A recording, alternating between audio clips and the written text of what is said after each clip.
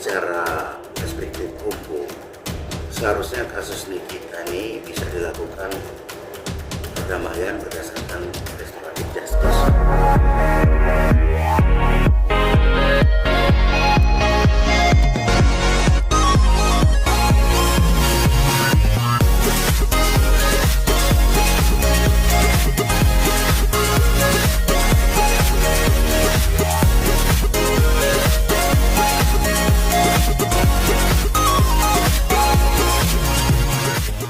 Kalau saya lihat secara perspektif hukum, seharusnya kasus Nikita ini bisa dilakukan perdamaian berdasarkan restoratif justice ya.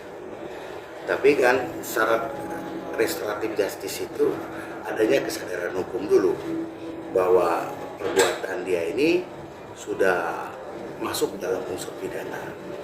Tapi dalam tanda kutip kan adanya satu keyakinan bahwa seperti tidak terjangkau hukum kan, sehingga hukum ditegakkan, aturannya berjalan. Nah, restoratif justice ini harus diberlakukan sebenarnya pada saat dia ini masih tahap saksi ya, karena restoratif justice itu tidak bisa diterapkan untuk ancaman di atas 12 tahun. Nah, unsur restoratif justice ini kan adalah satu penyelesaian permasalahan hukum, lebih mengedepankan perdamaian bukan kepada penjara. Nah, restoratif justice ini harus banyak melibatkan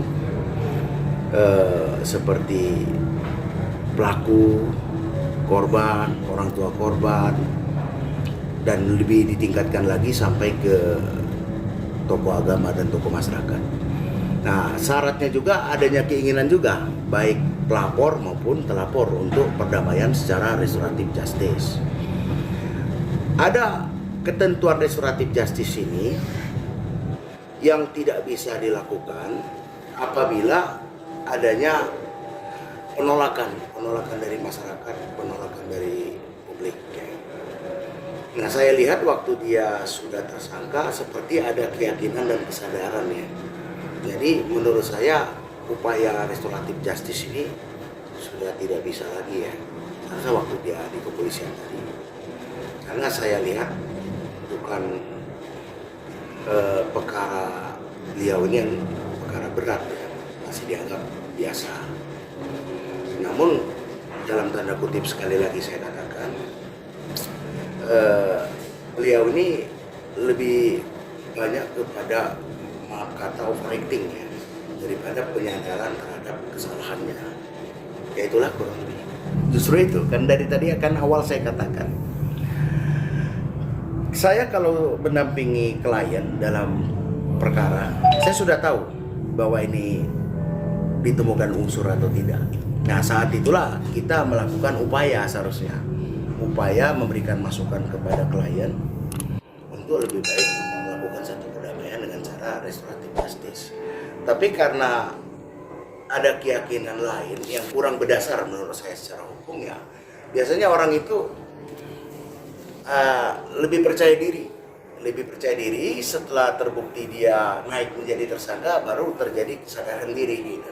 Ya, percuma juga, memang syarat restoratif justice itu kedua belah pihak harus mensepakati dulu.